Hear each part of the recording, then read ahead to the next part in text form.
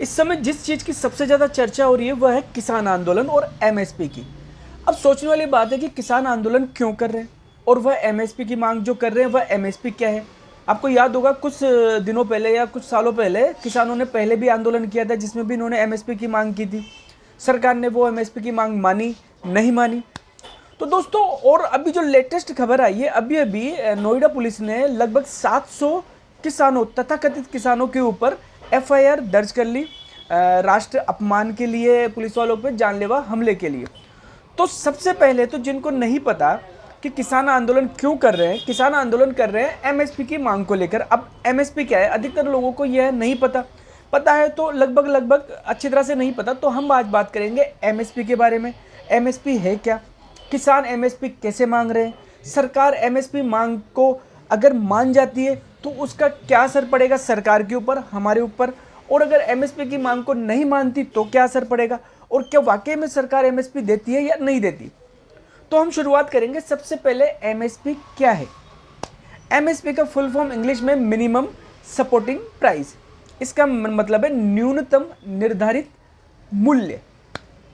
अब न्यूनतम निर्धारित मूल्य क्या है, आप इसको ऐसे समझिए कि जैसे किसान है। अब किसान अगर कोई फसल उगाता है, मान लीजिए जो उगाता है, अनाज उगाता है, चावल उगाता है, कुछ भी उगाता है, तो उसका एक न्यूनतम निर्धारित मूल्य है। उसका मतलब है कि अगर सपोज कीजिए किसान ने गेहूं उगाया तो सरकार ने उसका न्यूनतम निर्धारित मूल्य कर दिया लगभग 10 रुपये, मान लीजिए आप एग्जाम्पल के लिए। तो अब जो भी किसान गेहूं उगाएगा वह 10 रुपये के हिसाब से अपना पूरी फसल, अपनी पूरा गेहूं सरकार को बेच सकता है।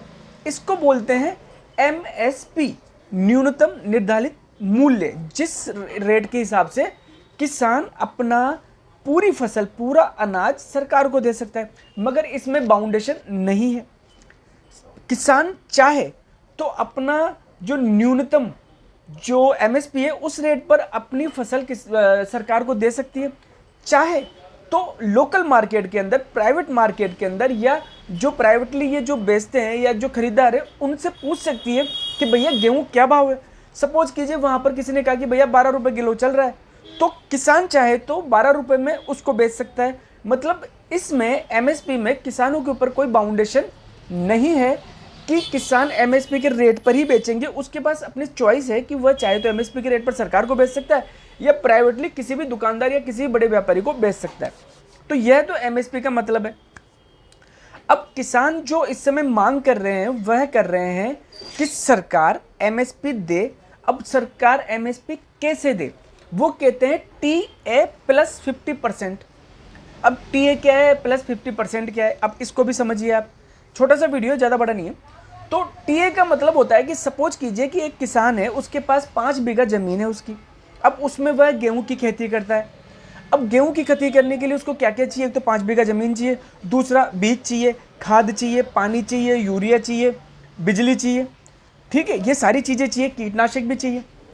तो अब ये जो सारी चीज़ें, इसमें कितना खर्चा आया, इसमें लेबर भी लगती है। तो अगर किसान ने प्राइवेट लेबर लगाई तो वो लेबर का खर्चा, और अगर वो खुद भी काम करता है तो उसकी खुद का भी लेबर का खर्चा होगा। भाई वो कहीं और काम करेगा तो उसको पैसे मिलेंगे, तो वो भी लेबर का खर्चा।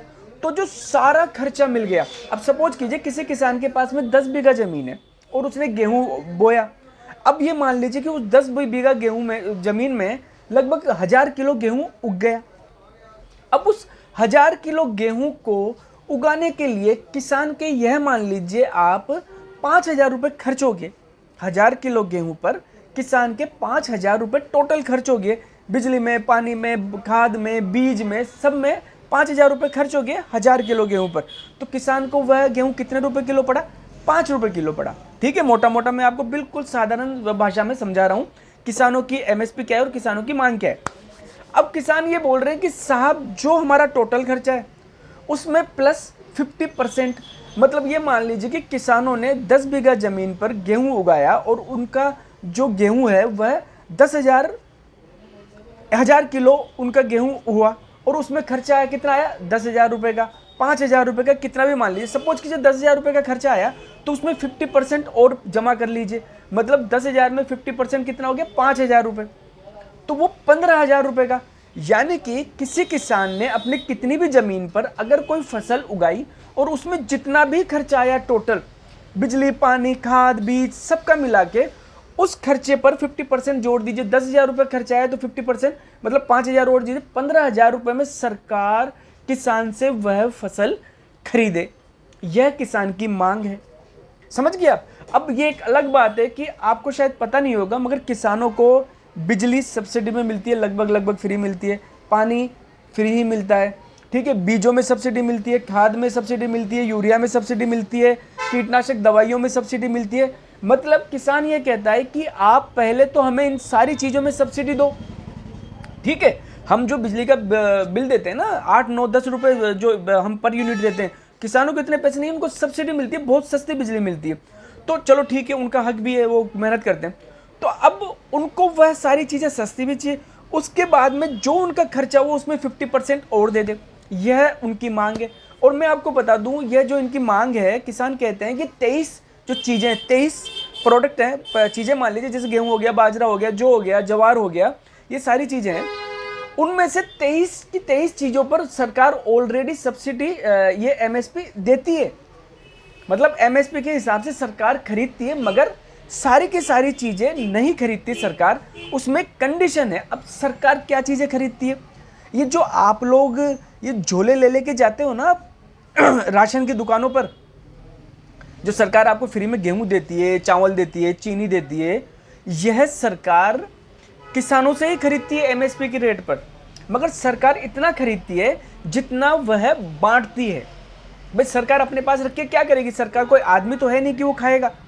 तो सरकार क्या करती है, जो उसको पूरे देश में बांटना होती है, मतलब जो जो चीज़ें वो बांट रही है, जैसे दाल भी बांटने लग गई आजकल, चावल भी देते हैं, गेहूं भी देते हैं, तो सरकार वो मतलब एक हिसाब से वह किसानों से एमएसपी के हिसाब से खरीद लेती है और वह डिस्ट्रीब्यूट कर देती है गरीबों में, जो आप लोग ठेले ले लेके जाते हैं ना उनमें।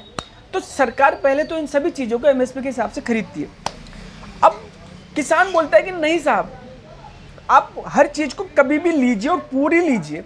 अब हमारे एक दिल्ली में बैठे हैं भाई साहब, अरे वो 2 बड़े वाले भाई साहब नहीं, छोटे वाले भाई साहब नहीं, दिल्ली सरकार में जो, वो कहते हैं कि साहब बिल्कुल आसान है, इतने रुपए लगेंगे और सरकार क्या करे कि सारे जितने भी भारत के किसान हैं उनसे वह सारा का सारा क्या बोलते हैं, जो उनका उत्पादन होता है, जितने भी ये धान होते हैं या जितने भी गेहूं होते हैं, जो होते हैं बाजरा, सारी की सारी फसल खरीद ले, उसके बाद में वह बाजार में उसको बेच दे। तो वो क्या होगी, जो पैसा सरकार उनको देगी, सपोज कर लीजिए 16,000 करोड़ रुपए सरकार किसानों को देती है, तो वह बेच के 16,000 करोड़ रुपए उनके पास आ जाएंगे। बिल्कुल आसान है। मतलब भाई साहब ऐसा दिमाग लाते हैं ना कि इनके पास हर नेता का सबूत है कि वो कितना करप्ट है, मगर आज तक कहीं पेश नहीं किया। और सिर्फ इन्होंने कह दिया कि साहब कि सरकार किसानों से खरीद ले और बेच दे। कितना आसान है। चलो इसके बारे में बात करते हैं।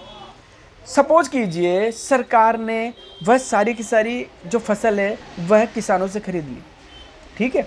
अब खरीद ली, अब बेचेगी कैसे? सरकार बेचेगी तो उसको बेचने के लिए पूरे भारत में 1,000-2,000 किलो नहीं है जी, पूरे भारत की फसल खरीदती है।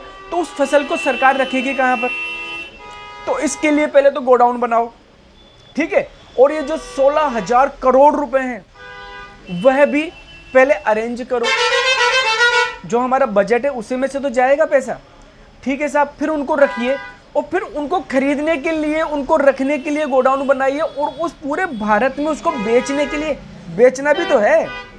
फिर इतने सारे लोगों को जॉब दीजिए, नौकरियां दीजिए, जो अलग से सरकार के ऊपर खर्चा है जिसकी कोई ज़रूरत नहीं है, ठीक है। मतलब इतने सारे लोगों को लीजिए, फिर उसको बेचिए, उसका हिसाब किताब कीजिए, इतना बड़ा काम कीजिए, ठीक है। ये सरकार के ऊपर पूरा अलग से बाउंडेड। अब सपोज कीजिए सरकार ये नहीं करना चाहती। अब सरकार ये चाहती है कि साहब मैं क्या करूँगी, किसी प्राइवेट बंदे को लेके आ जाऊँगी, ठीक है, किसी प्राइवेट को। अब आप कहोगे साहब अंबानी अडानी आएगा, ठीक है साहब। सरकार नहीं चाहती इतना पैसा इन्वेस्ट करना, क्यों करे सरकार इतना पैसा इन्वेस्ट? आपको एमएसपी से मतलब है ना आपको। अब सरकार कहती है कि ठीक है साहब हम आपको एमएसपी दे देंगे, मान लीजिए हम गेहूँ आपसे 10 रुपये किलो खरीद लेंगे। अब किसी प्राइवेट कोई कंपनी है वो आ गई, उसने इन पूरे भारत के किसानों से 10 रुपये किलो गेहूँ ले लिया और उसने क्या बोलते हैं गोडाउन का भी इंतजाम कर लिया। अब आप सोचिए कोई प्राइवेट कंपनी होगी तो वो कोई धर्म खाते के लिए तो काम करेगी नहीं, सरकार भी तो नहीं करेगी भाई। आप सोचिए कि सरकार अगर आपसे 10 रुपये एमएसपी के रेट पर कोई अनाज लेती है तो उसका खरीदने का खर्चा, गोडाउनों का खर्चा और इतनी सारी जो लेबर लगेगी उसका खर्चा, रखने का खर्चा, फिर बेचने का खर्चा, तो उसके ऊपर 1-2 रुपये तो बढ़ेगा ना। तो सपोज कीजिए सरकार ने 10 रुपये किलो लिया और 12 रुपये किलो बेचा, तो सारा विपक्ष ये रोएगा। मैं किसी भी सरकार की ये नहीं कह रहा कि इस समय बीजेपी सरकार है या कांग्रेस सरकार है, मैं नॉर्मल सरकार की बात कर रहा हूं कि अगर कोई भी सरकार यह चीज करती है तो उसके ऊपर कितना बर्डन आएगा, समझिएगा। तो समझिए कि अगर वो सरकार ने सारे किसानों से खरीद लिया तो वो रखने का भी जो उसका खर्चा आएगा। अब वो उसको बेचेगी तो ये मान ले 10 रुपये किलो पे उस पर खरीदा, तो 12 रुपये किलो पे बेचेगी, तो सारा विपक्ष रोएगा, अरे साहब ये तो 2 रुपये किलो सरकार कमा रही है पैसा। तो फिर क्या करेंगे? अब सपोज कीजिए जब 2 रुपये किलो कमा रही है सरकार पैसा, तो उसमें रोएंगे, मगर वो ये नहीं देखेंगे कि सरकार का खर्चा हो रहा है। ठीक है, अब ऐसे ही प्राइवेट पे ले लीजिए, प्राइवेट वाले अगर 10 रुपये किलो खरीदेंगे तो वो अपना सारा खर्चा जोड़ के अपना प्रॉफिट भी उसमें जोड़ेंगे, और अगर वो प्रॉफिट जोड़ के उसमें अगर वो 10 रुपये की जगह 12 रुपये किलो, 11 रुपये किलो, 10.5 रुपये किलो भी बेचेंगे, तो फिर आपसे कहा जाएगा कि सर को साहब सरकार ने तो अडानी और अंबानी को ये चीज़ दे दी और अब वो 10 रुपये किलो खरीद रहा है और इतने रुपए कमा के आपके पैसे कमा रहा है, आपको पैसा आपको मिलना चाहिए, वही क्यों कमा रहा है? तो यह चीज़ है। अब दूसरी बात यह है कि अगर सरकार मिनिमम जो एमएसपी के हिसाब से खरीदती है यह चीज़ें, तो आप सपोज कीजिए कि सरकार ने कोई गेहूं या कोई जो मौसमी चीज़ है, कोई फ्रूट है, कोई सब्जी है, अगर सरकार ने इस हिसाब से खरीद लिया, तो जब इनका सीजन होता है तब ये चीज़ काफ़ी सस्ती होती है और उस समय बाद में थोड़े दिनों बाद में वह महंगी हो जाती है। अब अगर सरकार ने उसमें एमएसपी लगा दी तो आपको हमेशा सीजन हो या कुछ भी हो, आपको हमेशा वो उसी रेट पे मिलेगी, तो इससे आपकी जेब कटेगी। दूसरी बात यह है कि अगर सरकार यह चीज़ एमएसपी पे ले लेती है तो सरकार के ऊपर जो इतना बर्डन बढ़ेगा तो निकलेगा तो आपकी जेब में से ही, तेल तो तिलों में से ही निकलेगा, फिर पेट्रोल महंगा हो जाएगा, गैस महंगी हो जाएगी, फिर आप चिल्लाओगे। तो दोस्तों कोई भी सरकार प्रॉपर तरीके से एमएसपी रेट नहीं लागू कर सकती, इससे हमारे ऊपर बर्डन बढ़ेगा। हाँ, सरकार बहुत सारी चीज़ें एमएसपी के ऊपर खरीदती है, मगर सरकार उतना ही खरीदती है जितना वह डिस्ट्रीब्यूट करती है गरीबों के अंदर। अब अगर इनको जब एमएसपी के भी हिसाब से, तो अभी थोड़े दिनों पहले जो प्राइवेट सेक्टर वाले आ रहे थे इस चीज़ के अंदर कि सब हम जो किसान है उनसे डायरेक्ट ये फसलें खरीद लेंगे, तभी भी किसानों ने आंदोलन किया कि नहीं साहब प्राइवेट किसान आ जाएंगे तो हमें दिक्कत आ जाएगी, प्राइवेट कंपनी आ जाएगी।